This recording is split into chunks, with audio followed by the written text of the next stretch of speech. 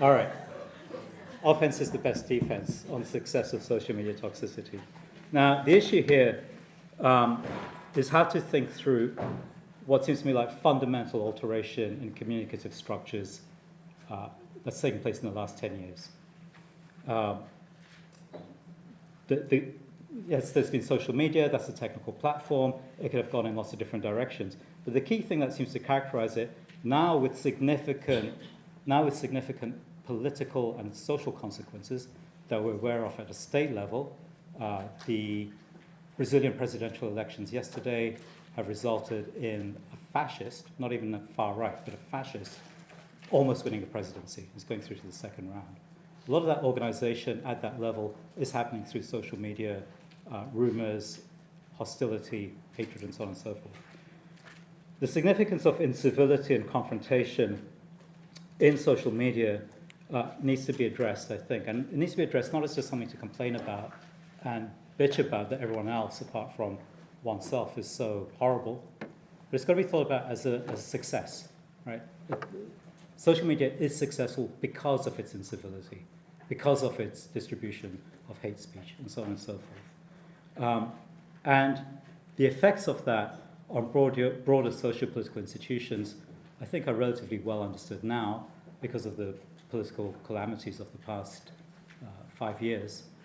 But I don't think that the kind of broader effects on institutions is really understood in terms of what's happening at the level of communication and interpersonal engagement. Right? And in 4 weeks, we're going to start approaching this topic. We won't get very far into it because it's only 4 weeks. It's a very large topic. There's a lot involved in it. But I think we can start thinking about it.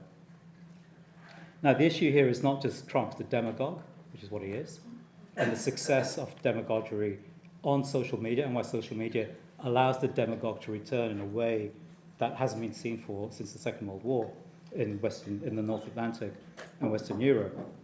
The more immediate interest comes that this kind of speech and the kind of effects that it has and the kinds of subjectivity that it gives rise to are everywhere across social media. So in a way, the task is to think Trump not as the exception, but as the commonplace of social media toxicity. Right? So the specific issue is, yes, the demagogues, yes, state actors and the rest of it. But the broader issue comes out of how the kind of rhetorics and the kind of speechifying, the kind of engagements that happen on social media when there is aggression, microaggressions, major aggressions, and hate speech, the way it pulls people in to respond, to be activated, to be energized in order to agree with it or to counter it, all of these are kind of intensifications of subjectivity. And all of this intensification of subjectivity works really well to capture people into continue using social media. Right? And that capturing of engagement and subjectivity in social media is good for revenues through advertising, because the more you engage with it, the more data is collected, and the more that the algos that operate the data can throw advertising to you, which is essentially how the platforms work.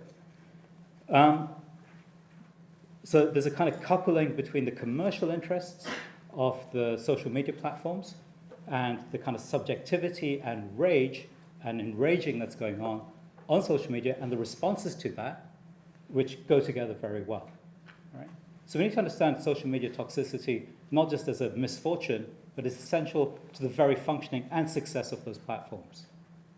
And that it's not in their interest to get rid of it. It's their interest to continue intensifying subjectivity to increase use of it. And it's hard to give up one's subjectivity, because that's what we're encouraged to indulge. Right? But the other issue, which I think is kind of harder to address, is that what happens with social media, and next week, because this is quite a long introduction, so I've split it, you'll be pleased to hear, into 2, and I'll do some more introduction next week. At the moment, somewhere over a quarter of the world population is 7.2 billion, as of yesterday, right? So something about 7.2 billion on the planet. About 4.6 billion of the planet is on social media, right? About 2.2 billion on Facebook, and 2.4 billion on the Chinese. What's the Chinese equivalent? WeChat. Yeah, thank you. Right. So WeChat has much more, 400 million more users than Facebook. But between them, it's like 4.6 billion people are using social media on at least a monthly basis. So that's like overall 2/3 of the planet is on social media. This has happened in 10 years. Right? This is an enormous change in communicative structures. As I said, I'll present some more figures about that next week.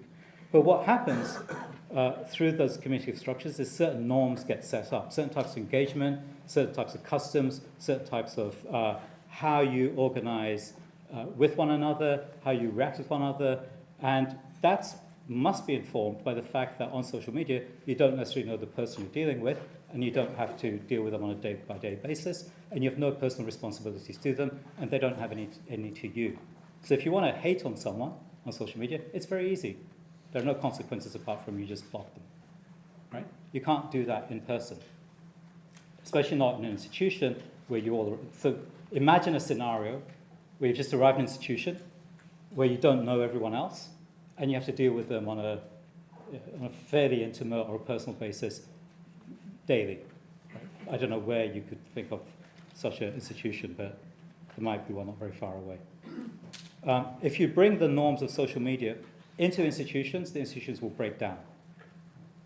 Because what's happening on social media is not person-to-person friendship groups, as you would have. Right? And it's also not how institutions work, which is you respect certain codes of professional conduct. You don't call each other names, you don't hate on each other, and you live with differences which aren't organized through common identities as you have with friends that you share common interests. In institutions, you don't need to have common interests, but you're all stuck together in the same room trying to do something together. Right? So both traditional forms of socialization and modern forms of institutionalization cannot accommodate the types of conventions of speech, the conventions of attack, the conventions of defense that are happening on social media. Yet, 2/3 of the planet is on social media. Not that everybody's hating, but it's fairly prevalent. Right?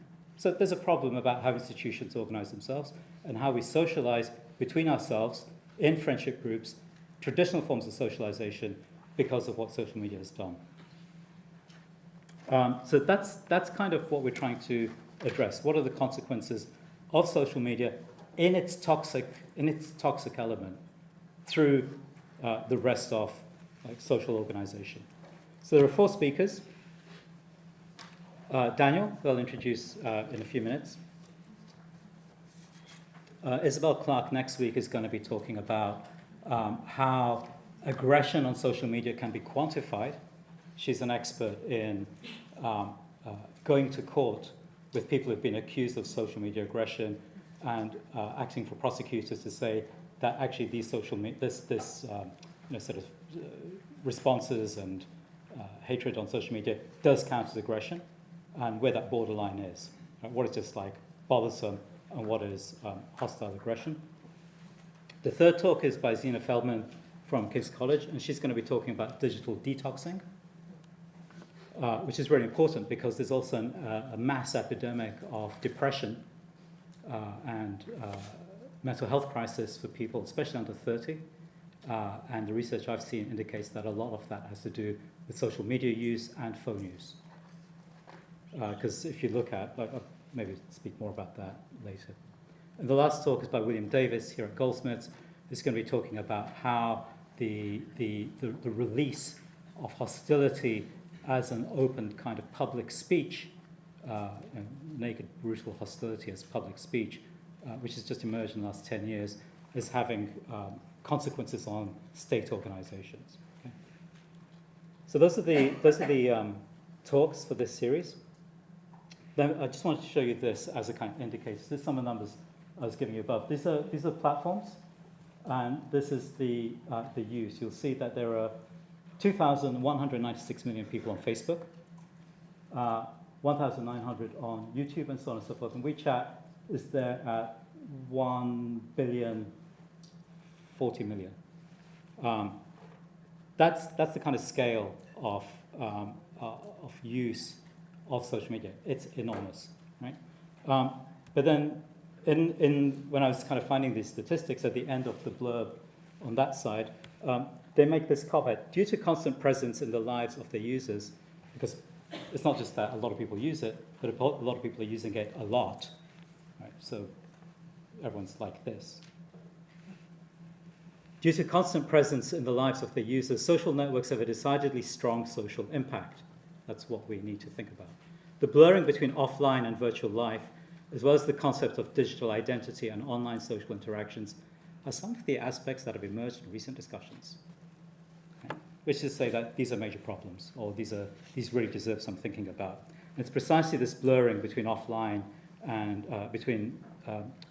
online and in real life that we're going to address from the side of in real life. The key issues that new norms, new structures and conventions of behavior and engagement and communications are emerging through social media. These are having consequences and effects outside of social media, and it's not clear to me that the forms that we have, the social forms we have, can accommodate those effects from social media on institutions and friendship structures. And this presents maybe a looming crisis. So the question is, social media aggression is a commonplace. Why is it a commonplace? And how is it a commonplace? And what can we do about it? So let me give you just quickly, because I know I'm going on a bit and Daniel's waiting patiently. Let me just give you a quick example from the news today. In addition to the Brazilian fascist almost becoming the president, these are the major news stories. Right?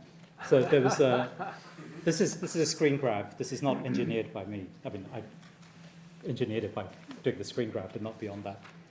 So I typed in news on Google just to see what came up, and this is what came up next to each other.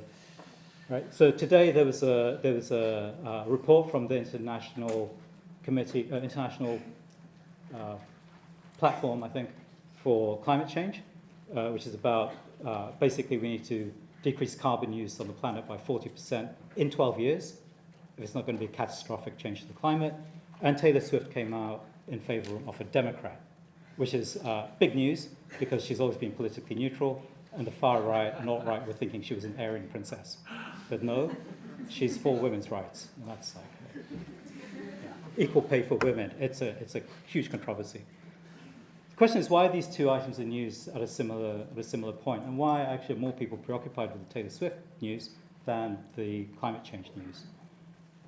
It's hard to do anything about climate change individually. Right? How do you respond to it apart from like, oh fuck, right? Or like, we should vote for something more green and ecologically better and blah blah blah. There's no, so it's hard to be like personally committed to it or personally engaging with it unless you're an activist and are already involved with it. Taylor Swift, you can just get on your Twitter feed, look at the hatred that she's received because she's come out in favor of a Democrat, and then engage with the people who you can counter hate.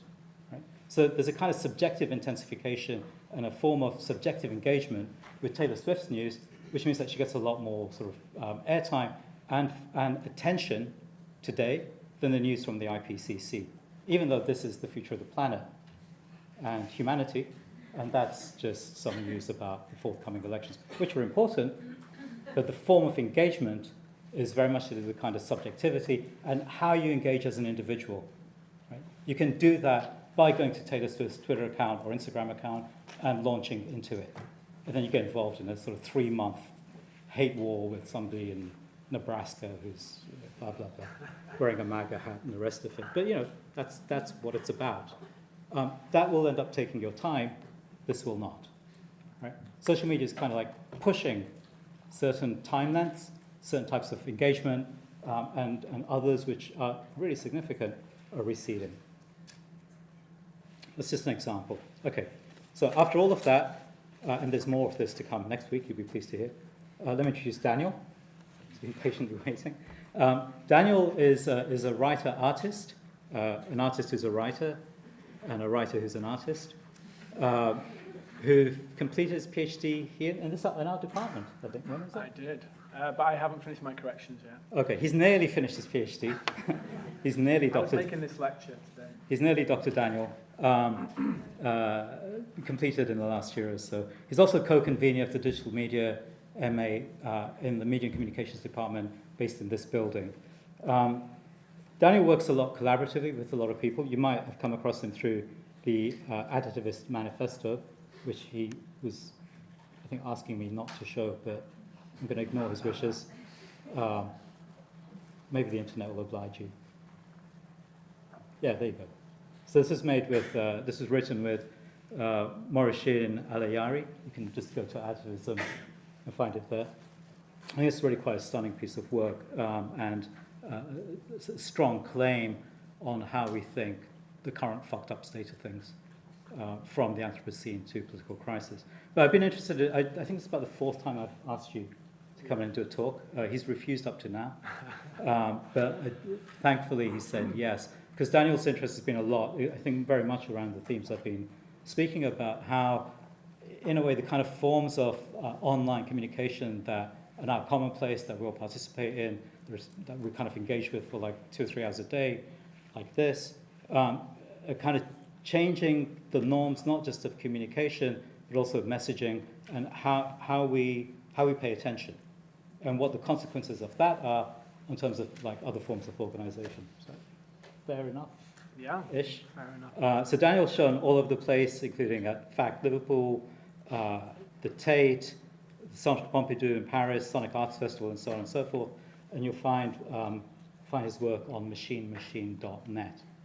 So with that, I'm just going to hand over to Daniel. Thank you. Thank you.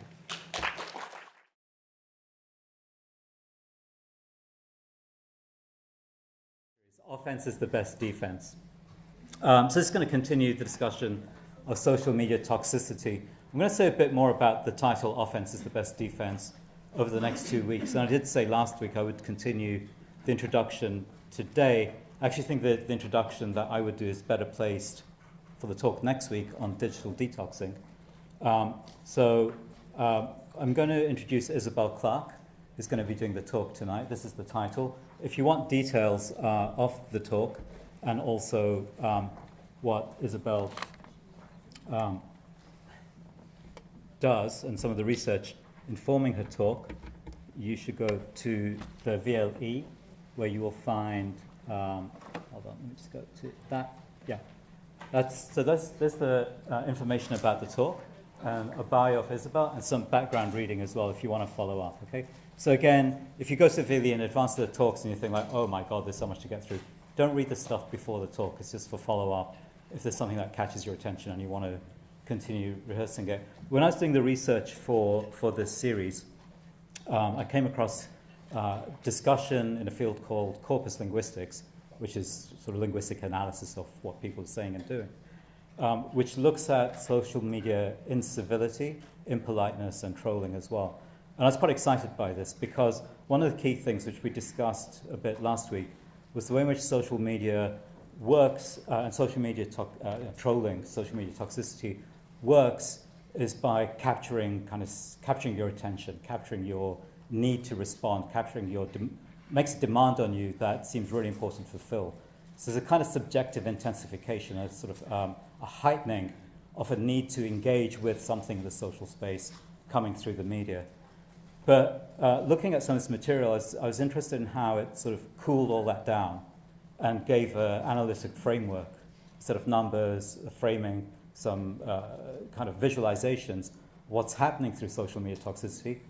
And also started, I think as I understand it from what I know, Isabel will speak more to this, it's starting to kind of think about what are the categories of social media aggression, social media toxicity, and trolling, and what can be done with those categories and responses, because obviously something is happening through social media toxicity, which is having quite large effects both on social media and outside of it, but it's not clear to me that people really know what to do about it, or it's not clear how this can be engaged with. And it seemed to me that the analytic work that's being done through linguistics, in which Isabel's taking a leading role, is really important for understanding how we engage and what we do with it, which isn't just falling into the black hole by which it works so successfully. So that's why I was very excited to invite Isabel, and gladly you accepted the invitation. So Isabel's doing a PhD in this topic on trolling through linguistics at Birmingham University. And it's probably worth saying that Isabel is coming from this field through linguistics, which has its own kind of parameters and sort of methodological requirements and so on. So some of the analysis is very different to the types of thing we usually hear at this talk, which are more like social analysis and so on. But I think that stuff is caught up within what you're doing. But the angle you're coming at it is more analytically tight, if I may say, from a linguistics framework. So anyway, enough lying. Let me introduce Isabel to you. Thank you.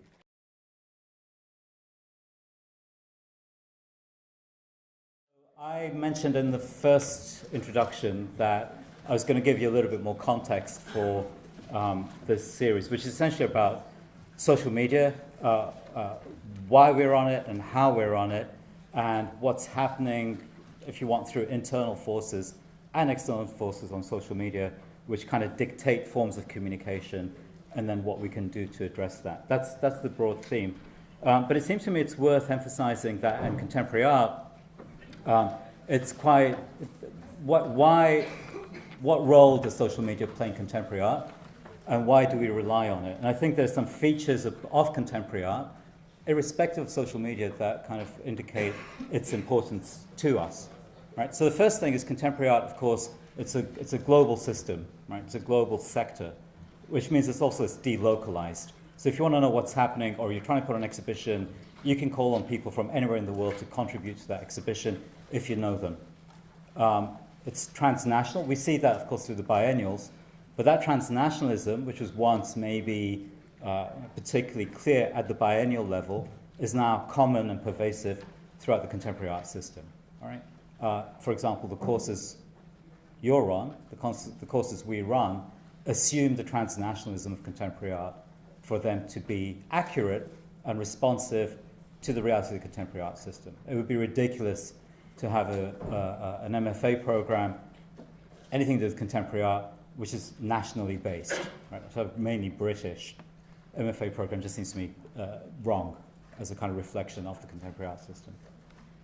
So contemporary art is global, it's delocalized, it's transnational. Communication happens simultaneously ever across the world for any particular exhibition. If there's an exhibition in Delhi, you can assume that there will be artists from the Ukraine, from Britain, from Poland, from Argentina, so on and so forth. And it's not a surprise if that happens. Maybe the issue is why it doesn't happen more. Second reason is that the contemporary art system works through networks, and it's also through friendship structures. What that means is contemporary art is a decentralized social system. It's a decentralized cultural system. There isn't really a core place or a core institution that everyone has to go through in order to be part of the contemporary art mechanism. Okay?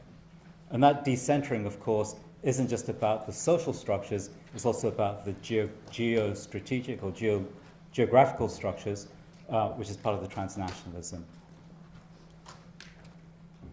So you have social structures, which are also the, in a way, the bonds and the kind of binding, social binding that takes place, through which exhibitions get formatted, discourses or sort of conceptual concerns get organized, in which people kind of come into communication with one another and so on and so forth. So it doesn't have to be institutions. It can also just be you're all interested in this kind of stuff, and you need to kind of talk to other people who are involved in it, and that's somewhat informally set up. But the informality of it is also to say that you don't go through a centralized institution, all right, or through a centralized venue, if you want, like Eflux or whatever, in order to kind of be able to participate with one another. Right? But the decentering is more to do with social structures. It links into the transnational delocalization, but they're not necessarily the same thing. Right? You can have decentered social structures in a particular place. So if you're in London, you're getting together to put on a show, you don't need to go through a particular venue. It's a decentered network, but it's also geographically specific. Okay? But these are two conditions. They link. They're not necessarily to do with one another, in fact. The third aspect of the contemporary art system is that institutions have very weak responsibilities to people in the contemporary art sector, as you all know, because if you try and do an exhibition with a major museum, they won't pay you very much. And once they're done with you, they don't care. I mean, this is true of all art institutions. I'm not singling any out. When you leave here, we're kind of done with you. You go off and make your own way. And that's the kind of norm of institutional responsibilities in the contemporary art field. But it's not just the form of engagement with institution while you're busy with them or they're busy with you. It's also that art institutions have very weak responsibilities to the people involved with them, all right? Including the producers, the visitors, and also the workers. So famously, art institutions have really, really bad employment relationships, atrocious employment relationships, which are just recently being addressed through some format of the hashtag #MeToo campaign and a kind of, I don't think the Black Lives Matter or decolonization movements have made that many inroads into the art institutions. They should. But institutional responsibilities in contemporary art are famously weak. They're not strong. They don't hold the people who engage with contemporary art in a way that's clear, sort of maintains the relationship over a long period of time, and so on and so forth.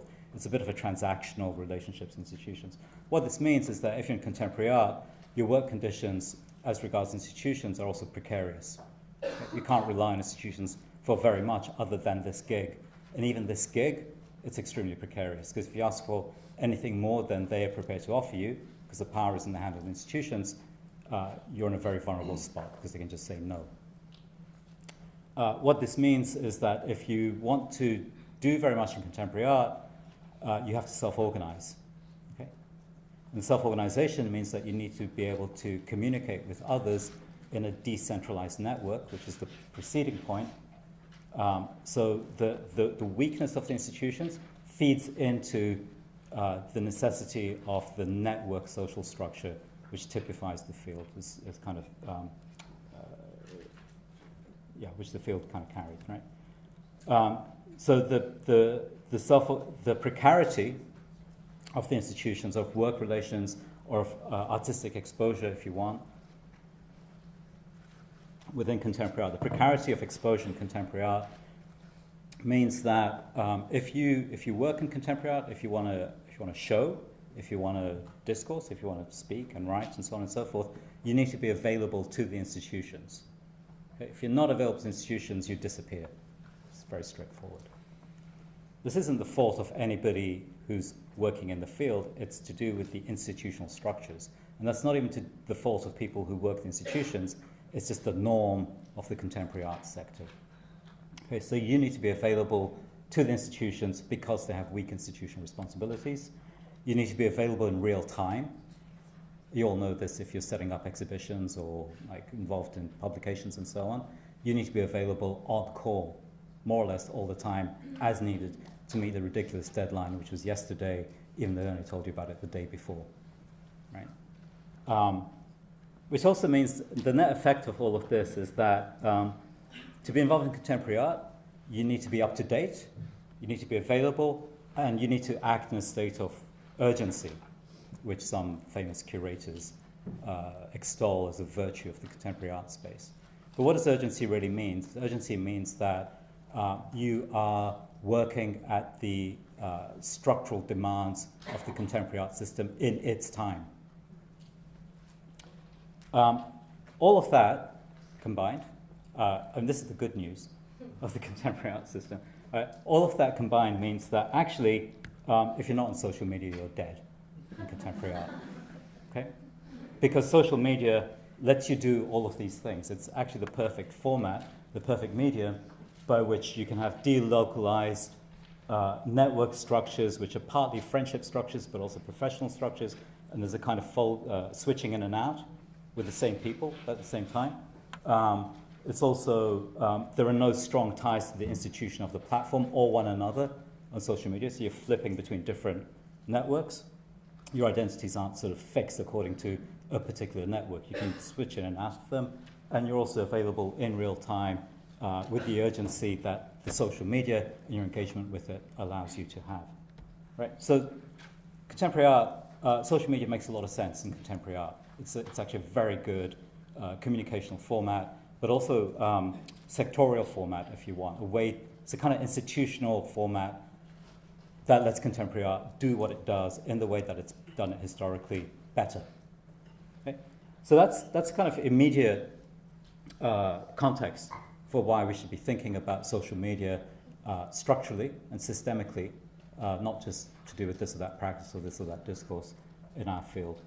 But I think it's also worth looking at the general conditions of social media now, because in a way what contemporary art, like the necessity of social media in contemporary art, I think speaks to or crystallizes broader use and force, pressure is probably a better word, pressure to engage in social media generally across the planet. So here's, I think I showed this in the first talk. Here's a graph of social media used worldwide from 2010 to 2021. These are projections from here, of course. But if you look at this year, 2.62 billion people, even more people than go to Tate Modern, by about 2. 2.62 billion people are on social media at this point. It's projected to rise to 3.2, right? At the moment, world population is about 7.6 billion, so a third of the planet is on social media. This is not a first world problem or first world issue. So if you look at the breakdown of social network use in different countries, the black lines you can forget for a bit. Those are projections to 2022. The blue lines are 2017, all right? So in China, you've got 596 million people, about 600 million people, on social media. It's 42% of the population, okay? India, it's 196 million people, 15% of the population. Of course, India's got quite a large population, which goes up to there. So, but it's a much poorer country, and the income distributions are sort of very different to China. At the minute, urbanization structures are very different, so you'd expect a lower number. But if you look down, these first four or five countries are actually population numbers. China has the most population on the planet, India second, United States third, and so on and so forth. The United States, with social media kicked off, if you want, 64% are on. Indonesia, 37%, Brazil, 43%, so on and so forth. Okay? United Kingdom, 60%, Turkey, 41%, 51% here. It's kind of interesting to note that the countries that have most neoliberalized, if you want, which is America, the UK, Germany in a weird way, and China have high portions of social media use. Okay? The point of this graph is that when you think about social media, you think like, oh, this is the first world problem, it's the rich countries, rich white people, blah, blah, blah. Not at all. Okay? The distribution of social media use, it's kind of, it's a planetary phenomenon. So you look at this graph, which is what social media are people using. Well, Facebook, 2.2 million. No, sorry, 2 billion, 200 million-ish. YouTube, which is owned by Google, is coming up. The third one is WhatsApp, but that's owned by Facebook. You think you're cooler than Facebook because you're on Instagram at 1 billion users, but that's owned by Facebook as well, and so on and so forth. Okay, so here you may not know WeChat is a Chinese platform. That's 1 billion users, and so there's various other. Skype, 300 million, LinkedIn, 300 million, Telegram, 200 million, and so on. Okay, so predominantly Facebook is the main platform. Instagram is catching up. I'll show you some Instagram figures in a minute. This is China. Facebook, I think, doesn't operate in China. Is that right? No. No is a yes. I'll take that as a yes. The no was accompanied by nodding head. So, all right. So Facebook doesn't operate in China. So this is Chinese social media use. So the figures I'm going to give are to do with Facebook, and I just wanted to include what's happening in China because this is quite a substantial number of people using social media, which aren't included in the rest of the statistics. But it's worth seeing there's an 18% increase projected for social media, even if at the moment 43% of the population use it, right? So in about 5 years' time, there's going to be about 55, 60% of China using social media. That platform is extremely interesting because it's centrally governed. It's also being used as a credit system for finance and also criminality, okay, at the same time. And also as a kind of way of regulating various state distributions. Control. Sorry? And ideology control. Ideology control as well. Propaganda. Government We get it. It's okay. It's bad news in China with social media. The question is whether the state-led ideology control in China transforms into another form through Western social media use. All right, so that's the picture in China. Again, Instagram use, because you'll be on Instagram. 1 billion people, but you can see the kind of pickup since 14, all right? Instagram people go to because it's a good alternative to Twitter, Facebook, and the rest of it, because the trolling is much less, but of course, Facebook own Instagram. So, and there's kind of increasing problems with Instagram use as well, because it's now saturated with adverts, and I'll speak about monetization shortly. This is growth in Facebook use from 2008 to 2018. So 10 years ago, 1.5% of the global population are using Facebook. Now it's something like 30%. In 10 years, that is a phenomenal increase. You should have invested 10 years ago. This is not a good time to invest. But what you can see, actually, what's quite interesting is that it sort of picks up quite quickly. Then the rate of increase kind of tapers off a bit.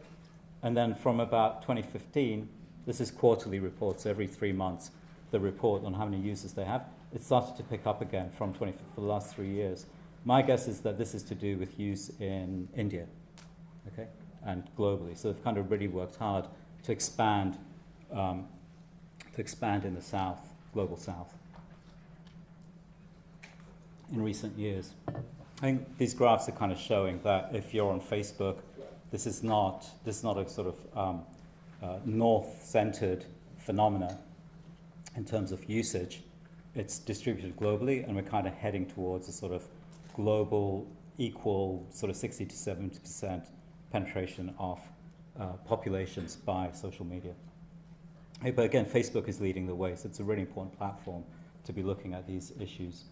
If you want to kind of know more about it, the website I'm using for this is Statista, and they'll give you some more information over there about it.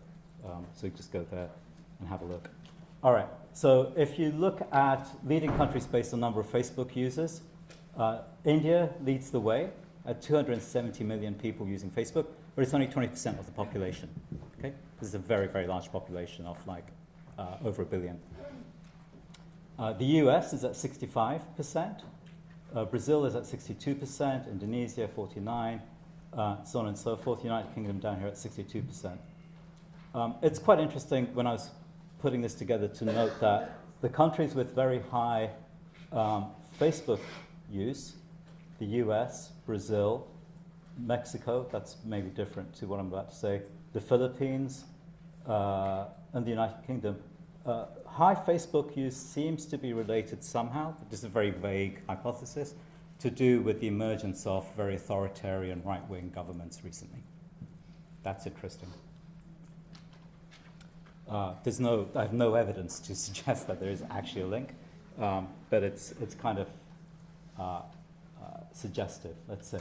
All right, so again, just to show you that this is not only a kind of North white kind of phenomena. 72% of people in North America using Facebook in 2017. In the Caribbean, it's 57%, and it kind of declines down here. Right? So Africa, poorest region on the planet, 13%. So there's a kind of correlation with, I was going to say it's a correlation with wealth and Facebook use, but there isn't, because Europe, of course, is the second richest region, apart from China, which is excluded from Facebook use, and America. But Europe, you'll see, is fourth in this list. All right. Okay, and this is the money shot. So this graph shows you revenue per user in 2017. And you'll see that this black area here is the United States. So this is how much Facebook is getting from you as revenue for each user, okay? So the black area is people in the United States. The blue area is worldwide, not in the United States, Europe, or Asia Pacific. And you'll see that the increase in revenue from people in the United States is quite dramatic from 2011, where it's, say, about $2 per user, to now, I would say that's about going from about 3 or 4 to about 30. So you're up to about $25 per user on Facebook, okay? And you'll see that in Europe, it's growing, but not as fast. And there's an increase with Asia Pacific, again, excluding China, from a very small amount per user to now it's about $2 or $3 per user. Okay? So that increase in population that increase of people using Facebook is coupled also with an increase in the amount of revenue Facebook gets per user. Okay? It's a very rich company. What all of this amounts to, I appreciate it's a very quick run through, but these are only kind of indicative suggestions of use. What this amounts to, I think, is that social media is going to be pervades across all populations on the planet to about 70%. Right? So 70% of everyone on the planet in every country is going to be using social media. And also, it's a very, very profitable system. And of course, profits drive what is being communicated on social media, what has priority, and so on and so forth. So there's a lot of influence in terms of what's happening nationally, within any particular constituency in a nation, but also globally. Okay?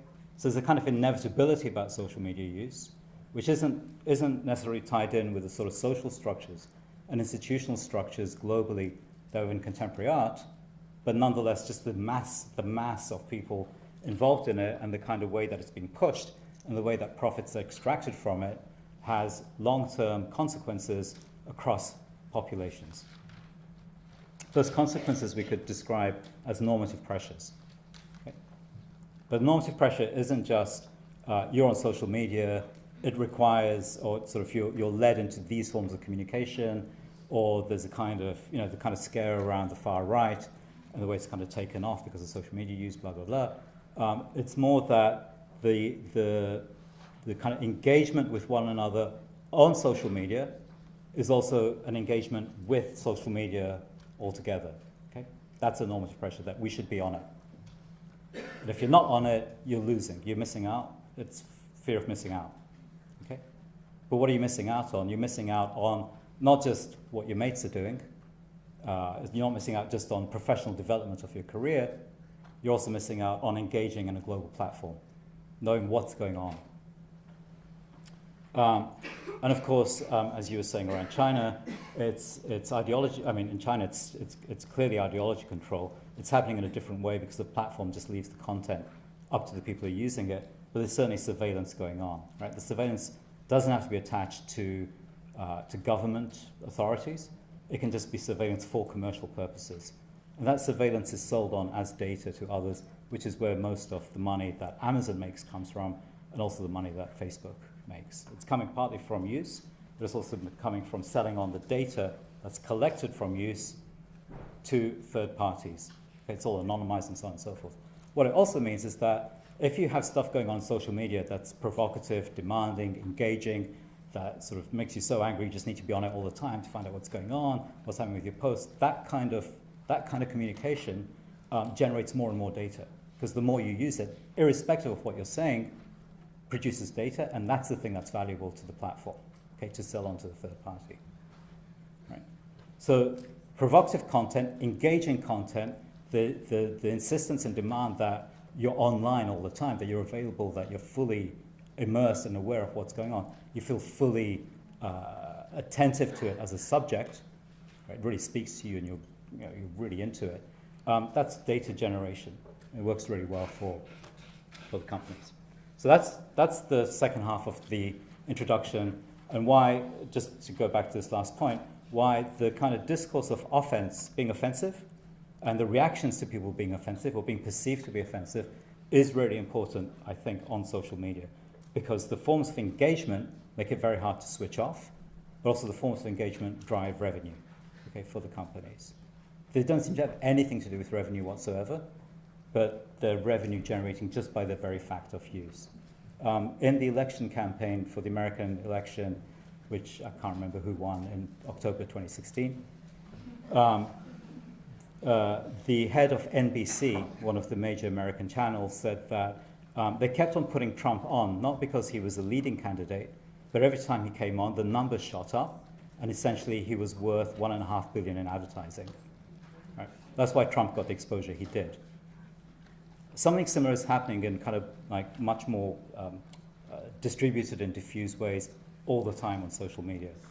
So I think the consequences of engagement with it and how engaged with it and whether we should seem to be quite important both within the media, our relationship to it, but of course, as Trump has demonstrated, beyond that.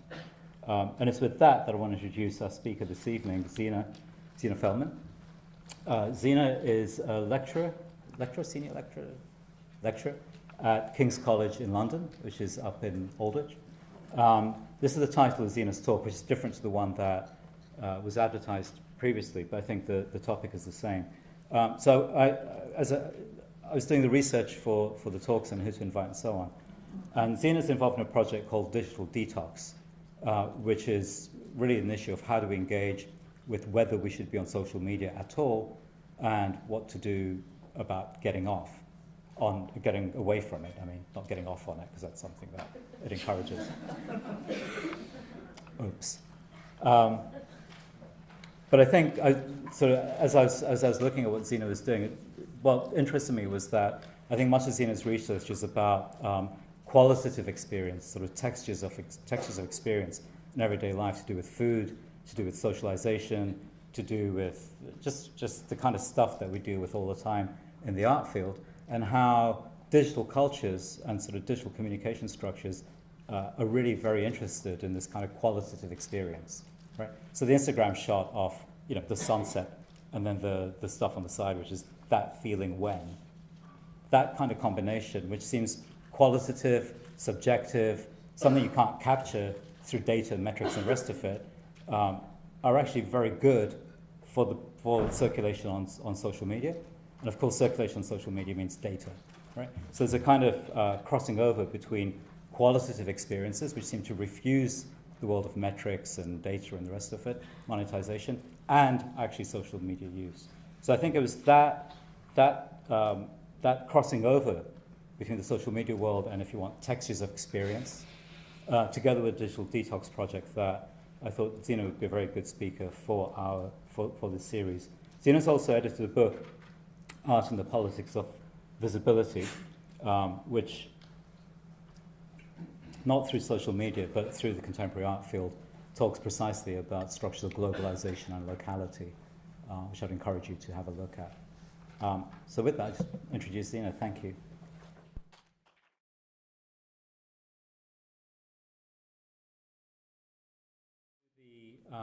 To the topic. So we've been discussing social media toxicity. This is centered more or less around trolling as a kind of the key figure or the key term that's being deployed nowadays to talk about all the bad stuff on the internet, and especially through social media, in terms of not the content necessarily, but what happens when you engage with the content and everyone piles in. We've had several discussions of it, and I thought, just as a kind of, over the course of these talks, which for me has been somewhat research into the topic, I've kind of changed my mind around certain notions, which is actually captured by this title. Now, the title, Offence is the Best Defense, seemed to me to capture how, if you want to, the question is really what happens when you're attacking somebody on social media. Well, of course, the attack is they take the bait, they attack you back. But what happens is that the one who's doing the attacking in the first place is essentially defending a position of their own. Okay? So in order to kind of defend positions, defend whatever ideology or identity and so on and so forth, one way to get publicity for it, to kind of promote it, is to go on the attack. Right? So offense is the best defense. And also, if other people are preoccupied with being offended, then they're preoccupied with being offended and they're not attacking you in terms of your core beliefs and so on. All right? So it's up to them. We saw this a couple of weeks ago with Isabel Clark's talk. It's up to them to kind of take the bait, to be offended, and then to kind of be preoccupied with their own concerns. You get on with whatever business you want to get on with. But as the talks have progressed, I kind of think this might be the wrong title. And I'll explain why through an example. Some of you may have missed the case because it was happening around September, I think, August, September, when a lot of you were moving here and preoccupied with other things. And you may not have been paying attention to the news. So recently, there was a vacancy on the US Supreme Court. Not a vacancy created by John Baldessari, despite the picture. Anthony, I can't remember his name, Anthony Kennedy, I think it was the Supreme Court judge who stepped down. And as is the case in the United States, it was up to the president to nominate somebody to replace the Supreme Court judge. And if you don't know the situation in the United States, the Supreme Court is probably the most important cultural institution because it decides what the laws are finally, and that decides things like abortion, equality, housing, so on and so forth, right, across the board. So it's become a critical political institution. It's balanced fairly evenly between conservatives and what in America call liberals, which is soft Democrats, essentially. What the worry was that the President of the United States would put somebody in who's a conservative and tilt the balance to the conservatives. And this is a lifelong appointment, so it matters over many, many years, 20, 30-year consequence. So as is the process, this man decided to nominate, with the help of these people, who are members of Congress. There's obviously some discussion beforehand as to who the nominee will be. Decided to nominate this man to be the Supreme Court judge. The procedure was going on as it does, so the nominee goes to a committee of the Senate. That committee does essentially a job interview in public and decides whether this person is suitable, has the credentials are in place, whether a suitable person, whether their judgments are good, has a review of their career, and so on and so forth. And during the course of this process, Christine Blasey Ford, who is a professor in Palo Alto University in California, made it known that she'd been sexually assaulted during her high school years by this man. Right? So this man is going to be at the Supreme Court. He's been accused of sexually assaulting somebody. And when this accusation came out, two other accusations came out as well. They'd been involved in sexual assault. And there was a big furore, as you would expect, and it became a national scandal. Christine Blasey Ford had to rehearse the details of her assault to national television audience. Somebody has no experience of speaking in front of like government bodies and so on. And she went through that, and she was then questioned. And what happened was that she became known as a credible witness, i.e. they couldn't dismiss her out of hand, and this man's claim to be on the Supreme Court was being threatened. The Senate hearing became basically an appeal that this man's reputation was being tarnished. Okay? Because he was being accused of sexual assault, there wasn't proof. She couldn't quite remember where it happened, quite not exactly when it happened, but she was fairly clear that this man had been involved. Right? So what the Republicans on that committee did said they didn't dispute her allegation. They didn't say that she was wrong. They couldn't. They were being sensitive to the Me Too movement and the need to understand and appreciate women's testimony to their experiences. But what they said was that this fine, outstanding citizen, this family man, his reputation was now tarnished, and this was unacceptable. Right? So there's a one-sided support of the candidate. He eventually got nominated. I want to play you a clip about how this whole thing was run politically in order to kind of salvage the nominee's candidacy. Right? This is from Trevor Noah, who's a US television host in on Comedy Central, I think. Oh, is this sound? Being on the Supreme Court for a lifetime. Oops. And that is. Hold on. Hold on. There's a sound problem.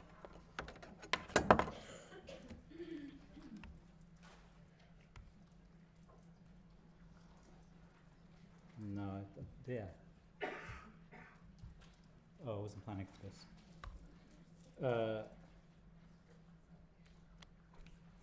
I am trying to figure out what's happening with the sound.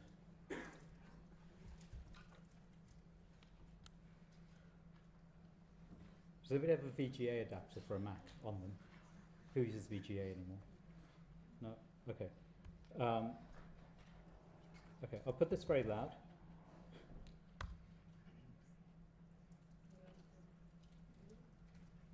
Being Supreme Court for a lifetime. Can you hear and that? That is Oh, I know. the conversation and the journey that Trump in particular has started around this. You know, because I don't know if you saw that rally that he hosted where he came out and he mocked Dr. Ford. I don't know if you saw the little press conference moment he gave outside the White House where he talked about men.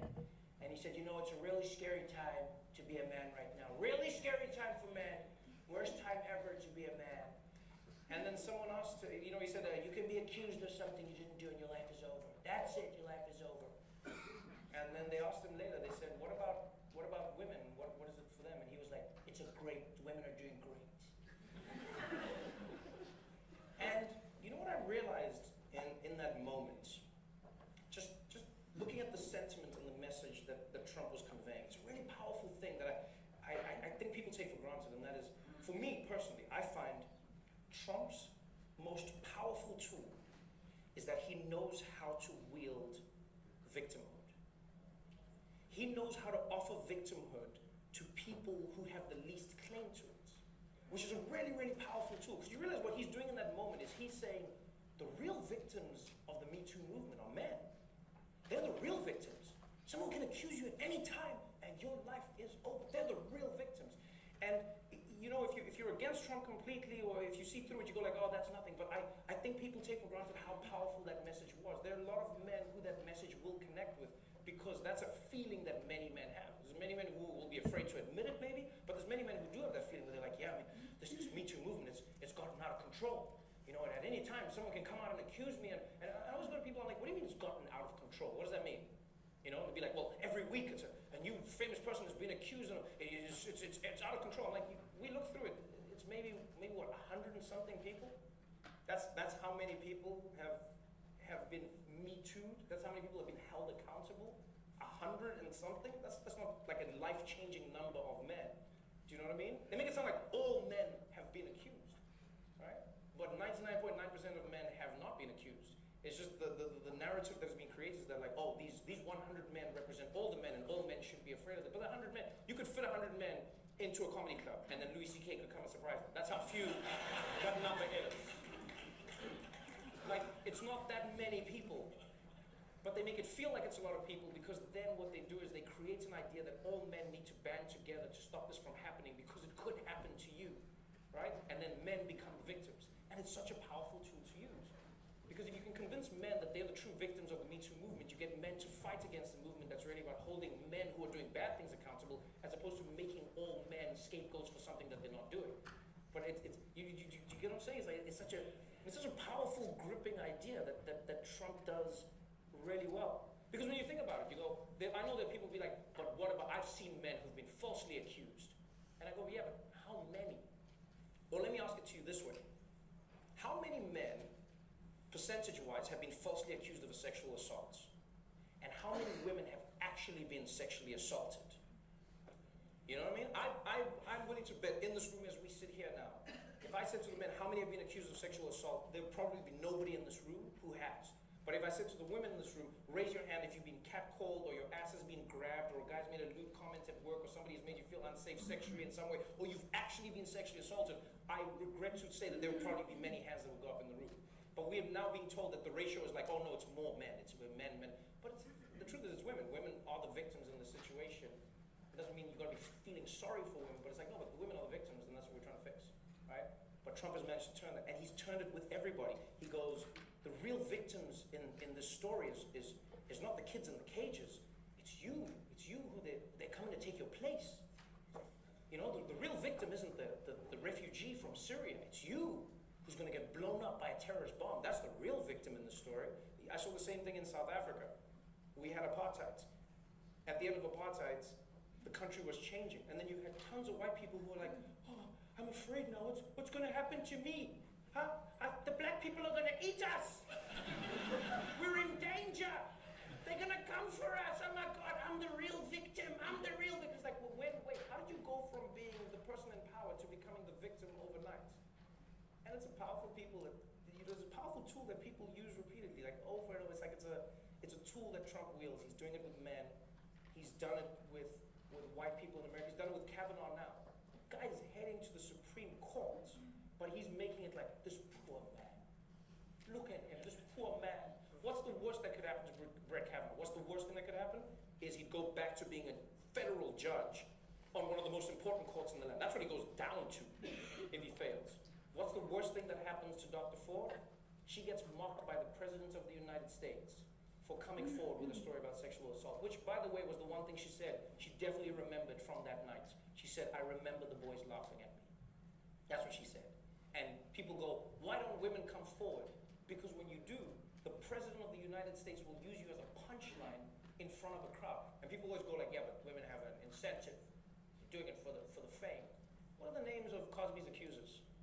What's the money? What money do they get? What fame? Do they have reality shows? Where are these people? Do you even know them? Would you recognize them in the street? What fame do they get? Ford is going to come and go. Kavanaugh's here forever.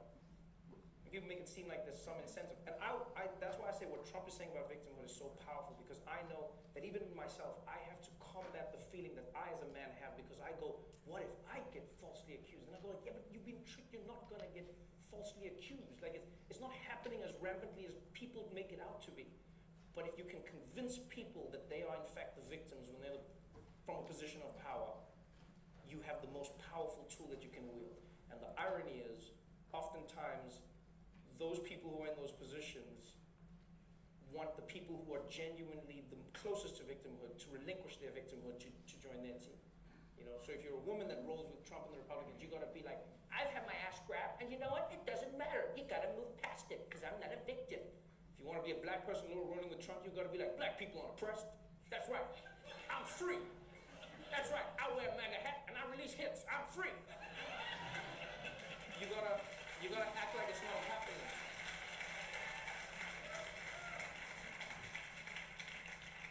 And it's a scary, powerful tool that people take for granted. People felt, because of Trump, like they were losing their country. They felt like America was losing. And feeling is oftentimes more powerful than what's actually happening. And that's a thing that I think people take for granted with Donald Trump. For me, it's his greatest gift, it's his greatest danger. And I'm heartbroken at what happened to Dr. Ford. Not because it didn't go the way I would have maybe wanted it to, but rather because her life, her image, her as a human being has been trodden on and destroyed by the President of the United States. As he goes from rally to rally, and people are like, yeah, it's a partisan thing. And you're like, well, kudos to you, Trump. One of the richest people in the world, and he's like, we're losing, folks, the game is rigged. And it's like, how are you losing, Trump? You're a billionaire when you're 8 years old. How are you losing? How are you losing? I just feel it. I just feel it. Okay, that last point about I just feel that trumping everything else, I think is probably what Will was going to be speaking about somewhat this evening. I wanted to show that clip at length to kind of show the complexity of the situation we're now in, where power claims to be the victim of forces that serve it. Right?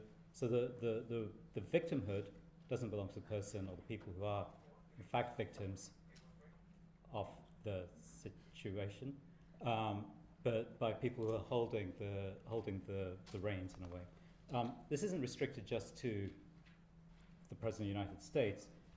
If you follow the news about the shooting at the synagogue by a white nationalist, American nationalist in Pittsburgh on Saturday, you'll see that this white nationalist was posting posts on an alternative to Twitter.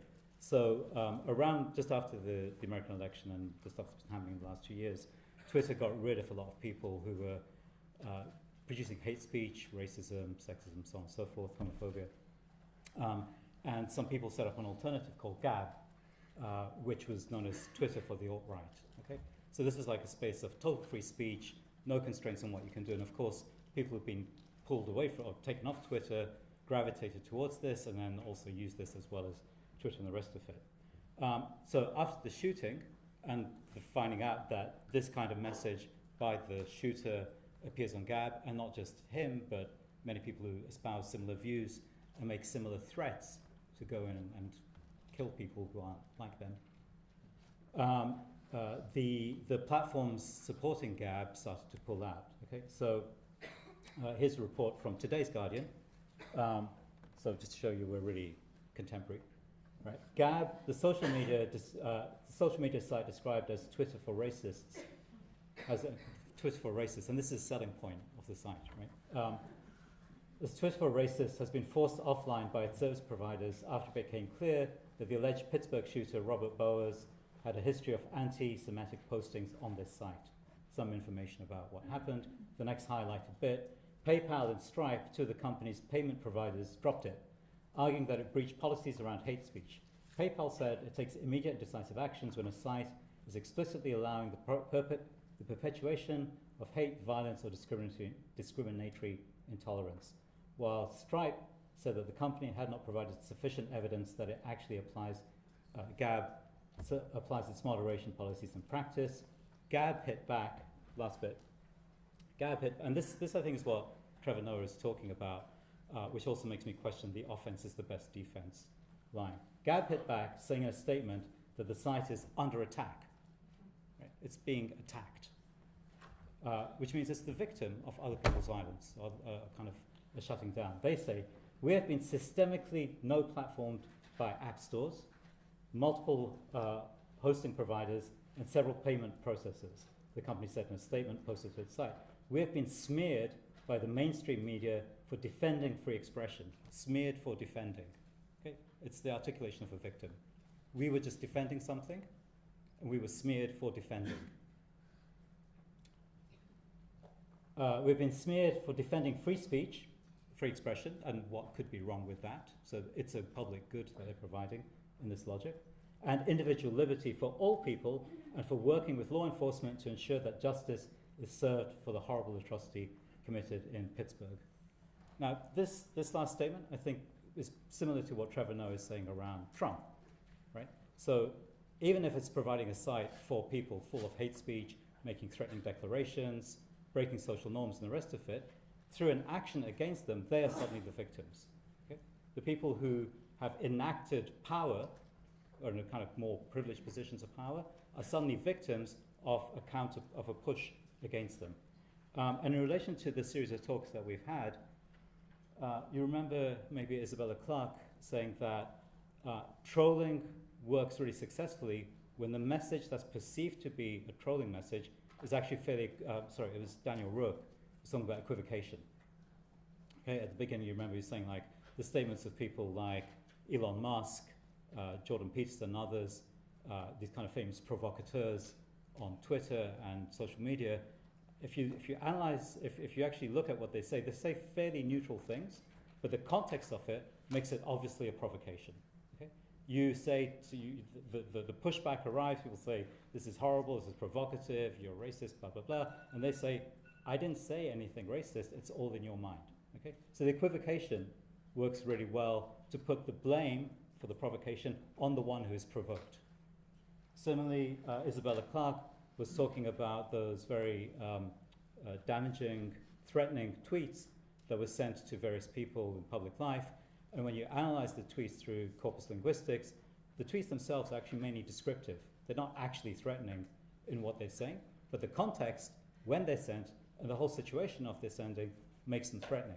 The point of that is that when the pushback comes, when the criticism arrives, that this is threatening, this is racist, this is homophobic, you can look at the tweet and say, it's not. Just look at it. It doesn't actually do anything.